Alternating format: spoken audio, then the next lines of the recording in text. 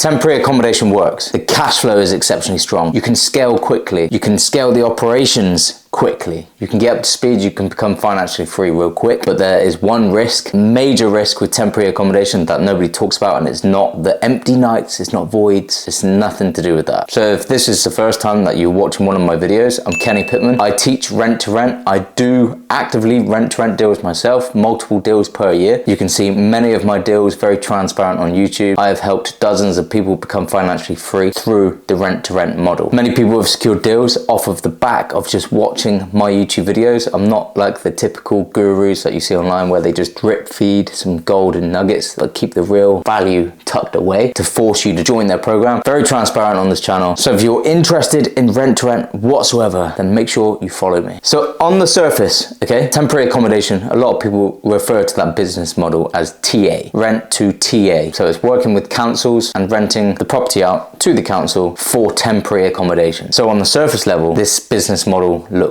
mega, okay? It looks like the absolute dawn of rent to rent strategies. So you've got longer stays, you've got fewer turnovers, you've got clear nightly rates, you've got councils paying the bills. Compared to the Airbnb strategy, this feels a lot calmer, a lot more stable. And compared to renting on HMO model and with the HMO tenant churn, this feels a lot more stable. That is why a lot of people are getting into TA. That is why people gravitate towards this model. The real risk in temporary accommodation is the counterparty control. Your income is controlled by someone else. That can be a council, that can be a housing provider, that can be the funding body. So councils, as you know it, look at the roads, you're driving along, there's potholes absolutely everywhere. It's mad. So councils are constantly making cutbacks. Their budgets change, their policies change. They may even shift strategy. So although you feel like you're locked into a contract with the council for this property, they don't often lock in contracts for long term. They will have a clause within the contract that they can give you 48 hours notice to pull the plug. That's the standard. Yeah, that's the risk. Your revenue can change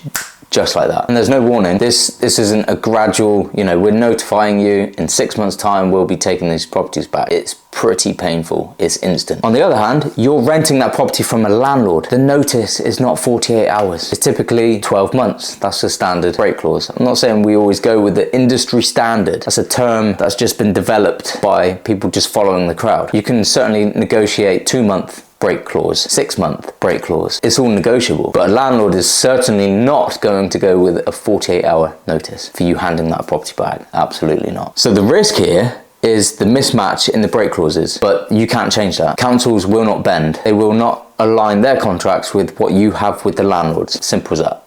That's a risk. So temporary accommodation becomes dangerous as you scale for that very reason. Let's say, for instance, you've got 10 properties under the TA and you manage to get that in under 12 months. You're at very high exposure of collapsing. Just because if the counterparty changes direction, changes budget, changes policy, changes the structure of how they operate, and they give you 48 hours notice, you have 10 properties to pay the rent to the landlord for. So it's going to hit your whole portfolio. So although scaling feels incredible and the cash flow coming in is incredible, you will still feel that anxiety at night. It might keep you up. Even if you've got 40, 50,000 pounds in the account, you're still liable for the duration of that contract that you have with the landlord. And your outgoing in terms of rent might be 10, 15,000 pounds. And the cash flow coming in from the council is incredible. Don't get me wrong, but 48 hours notice, gone. All income stops. Have you got it backed up with the Airbnb and Booking.com strategy? Would it still work as a standard Airbnb? That's your exit strategy. But a lot of people they don't look at the exit strategies. They solely rely on, yeah, this is a strategy that I'm going with. And they don't have an exit strategy. Okay.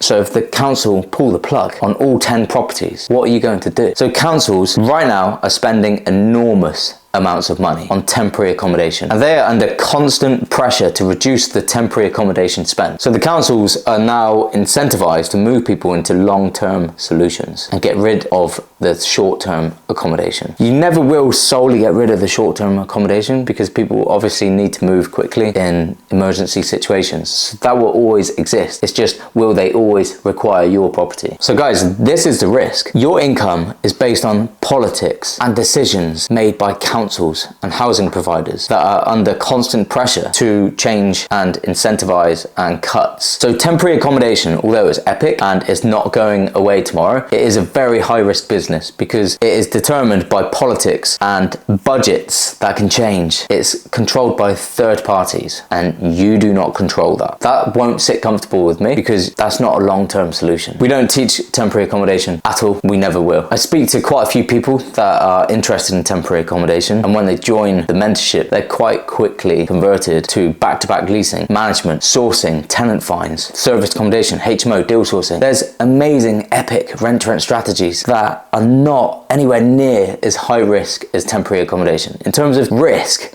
temporary accommodation is at the top. That is at the top, guys. And don't get me wrong, temporary accommodation can make some serious money, but the only reason why is I won't teach it or add it to my mentorship is because the director does not control the business. Until it is 100% controlled by the director, then maybe, but it's not. I prefer the business models where you control the narrative, you control the demand, you control the pricing, you control the contracts. You are not dependent on someone else. So cash flow and control, in my opinion, go hand in hand. If you don't have the control, I'm not interested in the cash flow. So temporary accommodation does suit some people. It suits operators that understand policy risk. It would suit someone who's diversifying their portfolio. They're not solely reliant upon this. Someone who is also comfortable with institutional relationships, working with multiple parties who have control. It does not suit people who want predictable, self-controlled income streams, which is long-term. So guys, this isn't a video to bash TA. This is just explaining, I want you to identify the risks, not just go off of an Instagram guru who is selling the dream. You need to understand the risks. So I hope this video helps. If you want to see more on exactly how all other rent-to-rent strategies work, then check this video out right here. It's an 8-part video series. Walk you through every single rent-to-rent strategy that we teach and that we do actively. Yeah, it's right here. Crack on.